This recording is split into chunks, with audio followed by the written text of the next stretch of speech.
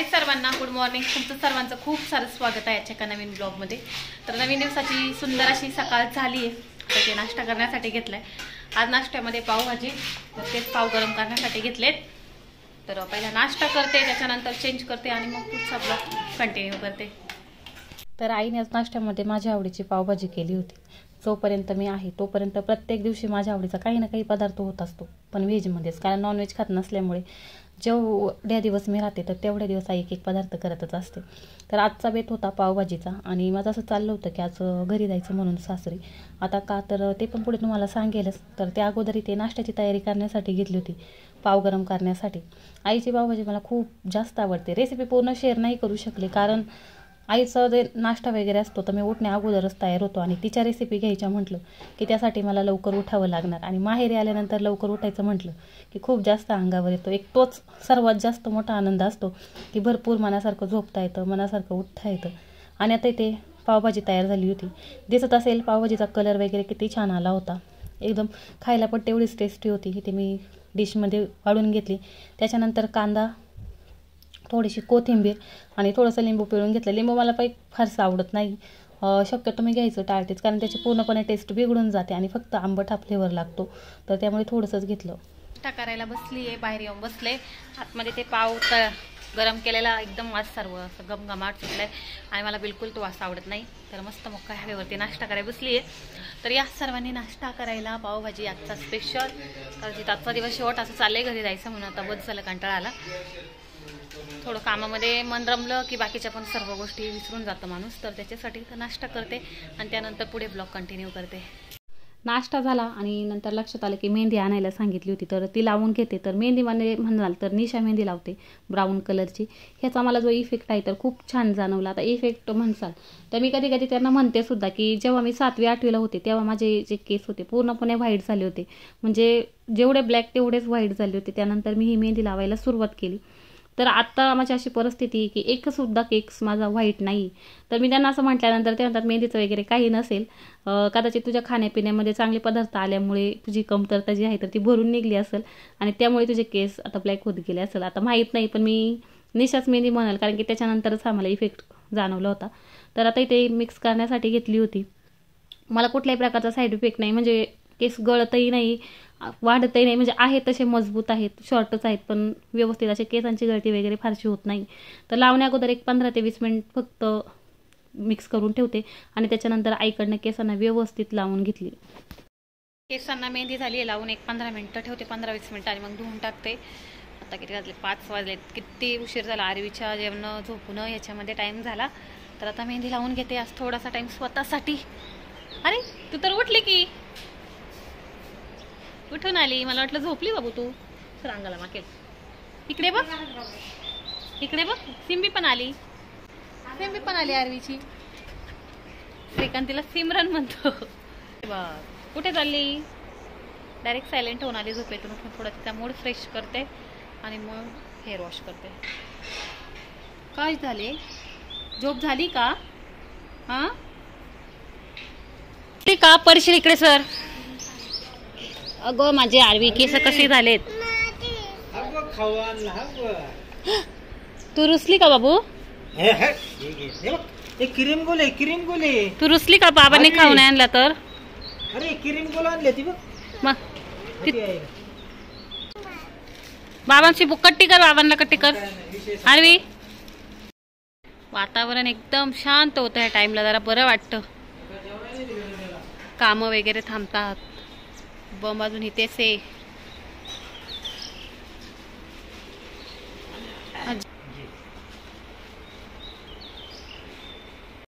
झालं?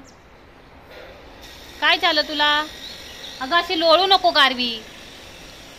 आरवी झोपेतून उठली आणि तिने आल्याबरोबर पाहिलं की पप्पा आले होते आणि पप्पांचे जवळजवळ 3 ते 4 राऊंड होतात मार्केटमध्ये. पण प्रत्येक राऊंडला ते विचारते खाऊ काय आणलं. तर पप्पांना असं वाटलं तेलकट नको, त्यामुळे ते क्रीम रोल घेऊन आले होते. तर ती बघितलं असेल कशी रुसून बसते. जिथं मुलांचे हट्ट पुरवले जातात तिथंच मुलं हट्ट करतात. तर खूप त्रास देते त्यांना, छळते आणि तेवढे लाडसुद्धा पुरवून घेते. तर आता इथे हेअर वॉश करण्यासाठी घेतलं होतं. कोंबटच पाणी घेतलं होतं कारण बम तसंच ठेवून दिला होता केसांना. बाथरूममध्ये वगैरे आंघोळ केस धुवत बसले नाही, कारण जेव्हा ही मेहंदी धुतली जाते तेव्हा ती पूर्णपणे खाली साठते आणि बाथरूमची स्टाईल किंवा फरशी असेल तर ती पूर्णपणे खराब होऊन जाते. त्यामुळे मी हितच नाही, सासरीसुद्धा जेव्हा जेव्हा हेअर वॉश करायचं असतात मेहंदी लावल्यानंतर अशा प्रकारे बाहेरच करते, जेणेकरून पुन्हा काम वाढत नाही. तर त्याच्यामुळे तर आता पाहिलं असेल, एक 15 ते 20 मिनटं फक्त भिजवून ठेवली होती मेहंदी, व्यवस्थित मिक्स करून घेतली, तिला पेस्ट करून आणि लगेच केसांना मेहंदी लावून घेतली. आता इथे आरबी आली होती. आता बऱ्यापैकी तिचा मूड फ्रेश झाला होता, म्हणजे झोपेतून उठलेलं जे तिच्या चेहऱ्यावरती होतं ते फ्रेश झालं. केस धुतले आणि थोडेसे सुकत आल्यानंतर त्याला तेल लावून घेते. धुतलेत आता हे चांगले लाल झालेत आणि उद्या जेव्हा शॅम्पू लावून वॉश करील तेव्हा हे राहिलेली मेहंदीसुद्धा निघून जाते.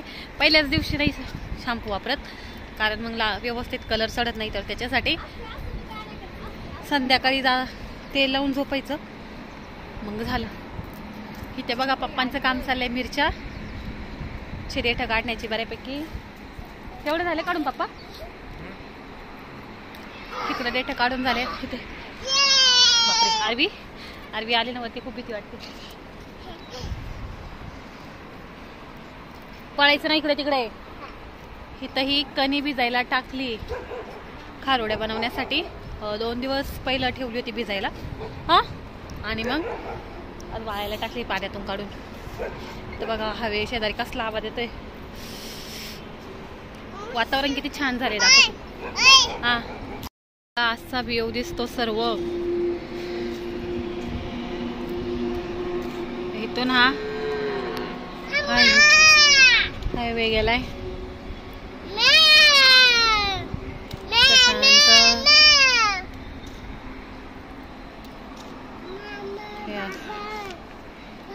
बांध हे इथे हे सिंहगड इन्स्टिट्यूट. का करतो? हा हो, ते मी रिक्षा टाकले. नको बाबा, जाऊ नकोस. चल मी चालले खाली आता. मई सांगा मार्केटला जाणार आहे मी आता. तुला नाही यायचंय का आमच्या सोबत?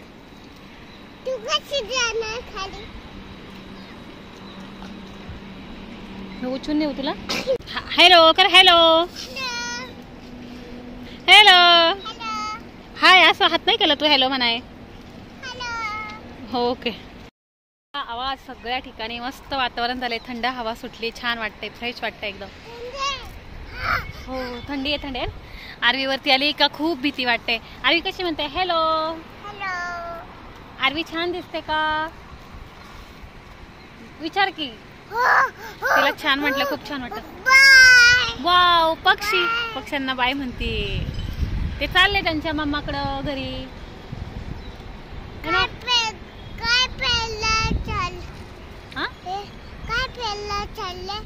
त्यांच्या घरी चालले, त्यांची शाळेची सुट्टी झाली. असं मला लहानपणी म्हणायचे, शाळेची सुट्टी झाली त्यांच्या घरी चालले.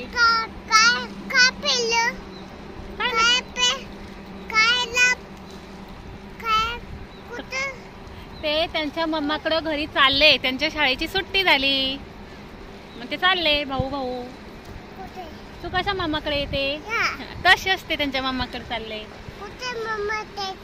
त्यांच्या घरी. किती प्रश्न असतात तिचे.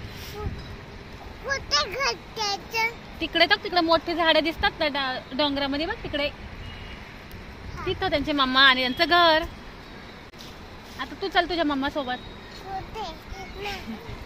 आरवी आणि आरवीचे न संपणारे प्रश्न. लहान मुलं कधी काय प्रश्न विचारतील त्याचा नियम नाही. तिचे प्रश्न काही संपत नव्हते. आता घरामध्ये आले होते आणि 2-3 दिवस झाले ह्या फ्रीजकडे माझं सारखं लक्ष जात होतं. इतकं जास्त खराब झालं होतं, कारण त्याचं क्लीन करणं झालंच नव्हतं. म्हटलं जाण्या अगोदर 1 दिवस आहे तर थोडंसं आईला हेल्प म्हणून क्लीन करावं. कारण तुम्ही पाहिलं असेल की पप्पा मिरच्या साफ करत होते. आई आणि पप्पा दोघे पण एकमेकांची कामं जे आहेत तर वाटून घेतात, कारण दोघांना सुद्धा बाहेर कामाला जावं लागतं. त्यामुळे घरामध्ये छोटे मोठे कामं असतात तर आईचं कधी राहून जातात. दुसरं असं की मी आणि आरवी आल्यानंतर बराचसा लोड आईवरती पडतो, कारण तिला तिचं कामही हँडल करता येत नाही. अशा टाईममध्ये पप्पांना तिचं कामं हँडल करावी लागतात. नाही म्हटलं तर घरात लहान मुलं असेल तर माणूस बरंचसं गुंतलं जातं. दुसरं असं की आमच्यापाशी थांबावं लागतं. आणि आता झाली लग्नाची गडबड चालू, तर त्यामुळे म्हटलं नाही म्हटलं तरी जवळजवळ 8 ते 15 दिवस माझे तिकडे गेले होते. दुसरं असं की हे पहिले थोडे दिवस कंटिन्यू मी तिकडेच होते, तर त्याच्यामुळे म्हटले की आता तिची लग्नाची गडबड चालू झालेली आहे, तिच्या कामाचं सुद्धा नुकसान होतं, तर मी घरी जाते. तर त्याच्यासाठी तर आता इथे माझा फ्रीज क्लीन झाला होता. आई आणि पप्पाचं एक त्यांच्याकडून शिकावासा वाटणारा गुण की दोघे सुद्धा एकमेकांची कामं मिसळून करतात. त्यांना कुठल्याही प्रकारचा कमीपणा वाटत नाही. जेव्हा आई घरातली कामं आवरत असते, स्वयंपाक आवरत असते, तेव्हा पप्पा जी बाजूची कामं असतात तर ती चांगली आवरून घेतात. हे मी माझ्या मिस्टरांना पण सांगते, पण त्याचा काही फरक पडत नाही. त्यांच्या दोघांकडनं मला ही गोष्ट शिकावी वाटते की दोघेही बाहेर कामाला जातात, त्यामुळे घरातल्या कामामध्ये सुद्धा एकमेकांना मदत करतात. तर आता इथे फ्रीज माझा बऱ्यापैकी क्लीन झाला होता. तिला बाहेर जायचं असतं तर त्या गडबडीमध्ये होतं असतं की कुठलीही भाजी केली, एखादा मसाला कट केला छोटंसं पॅकेट का ते लगेच तिथं बाहेरच्या बाजूला ठेवून दिलं जातं डोअरमध्ये, तर त्यामुळे मसाला इकडे तिकडे सांडल्यामुळं खराब होऊन जातो. म्हणून 2-3 दिवसापासून चालू होतं माझं सफाई करण्यासाठी. ही ती भाजीसुद्धा सर्व काढून घेतली, सर्व काचा वगैरे क्लीन करून घेतल्या आणि जे मसाले होते तर छोट्याशा इतर डब्यामध्ये भरून ठेवले. म्हटले कुठल्याही प्रकारचं पॅकेट लागलं की तुला ह्याच्यामध्ये भेटून जाईल. आणि ते टॅमॅटो सर्व असं एका बाउलमध्ये ठेवून दिलं. तर फ्रीजची क्लिनिंग झाली. आता माझं चाललंय घरी जाण्याचं. तर आई म्हटले 1 दिवस आजचा थांब, कारण की दुसऱ्या दिवशी करायच्या होत्या खारोड्या. आणि कालच्या ब्लॉगमध्ये पाहिलं तर मी की खूप जास्त गडबड असते, सुवासनी भेटणं अवघड जातं आणि ही कामं सुवासनीच्याच हाताने केली जातात. तर त्यामुळे तर माझं फ्रीज आता इथे चकाचक क्लीन झालं होतं. तर सर्व फ्रीज एकदम चकाचक करून झाले. आता आईने हे उद्याच्या नाश्त्याची तयारी, इडलीचं पीठ करून ठेवले, पेस्ट करून ठेवले, तर ते पण फ्रीजमध्ये ठेवते. म्हणजे एकदम फ्रीज माझा चकाचक झाला. इतका पसारा, इतका राडा होता ना, खाली कचरा काढून घेते. तिथे आईचा स्वयंपाक चाललाय. फोडणीचं वरण, ह्याच्यामध्ये टॅमॅटो, हिरवी मिरची, लसूण आणि मोहरी आहे नाही, जिरं शिजायलाच घालते. आणि इथे वाटाणा पनीरची भाजी चालली. दिल के उजालों में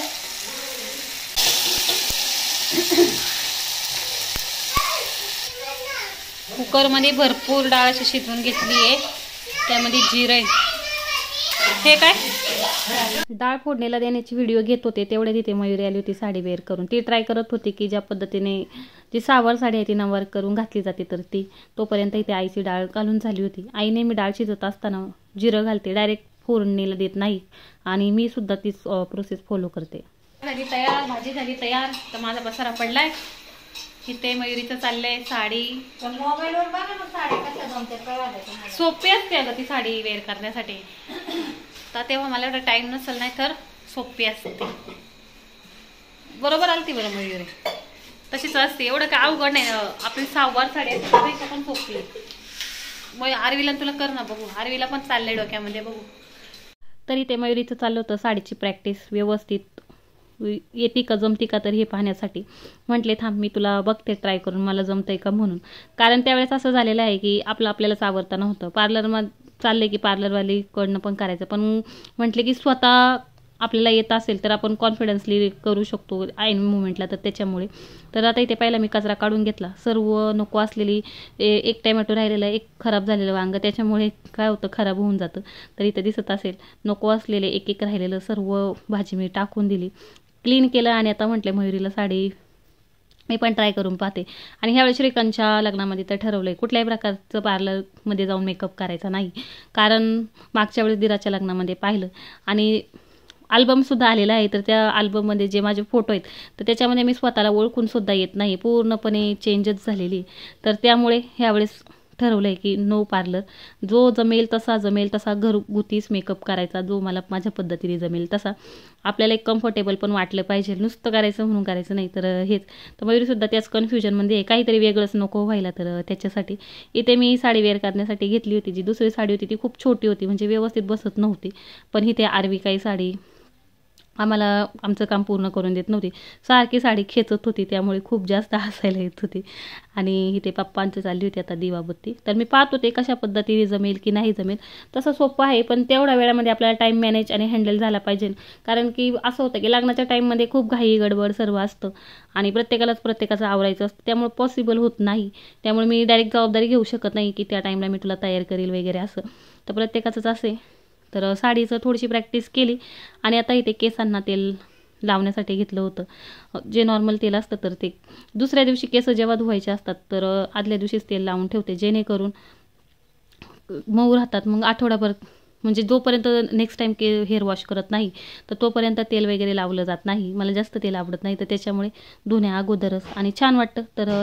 तर केसांची मेहंदी तर लावून झाली. त्याच्यानंतर झोपण्याचा टाईम होता, जेवण वगैरे झालं होतं. फ्रीज साफ करत असताना मेहंदीचा कोण भेटला होता, तर त्याच्यामुळे मेहंदीसुद्धा काढून घेतली मयुरीकडून, थोडीशी नॉर्मल. आणि ती चेहऱ्याला काहीतरी लावताना दिसली. म्हटले मला पण लाव की जरा, कारण आपल्याला पण असं राहत नाही. म्हटले पाहू दे मलासुद्धा काय ह्याचा इफेक्ट वाटतो. तर इथे ती लावून देत होती आणि इथे पण आरवी खूप जास्त त्रास देत होती मध्ये मध्ये मध्ये मध्ये. इथे आई म्हणत होती मला पण बघू जरा कसं वाटते. तर त्यामुळे तर आता चला आजचा ब्लॉग इथंच एंड करते. भेटूया पुढच्या नेक्स्ट छानशा ब्लॉगमध्ये. तोपर्यंत बाय बाय.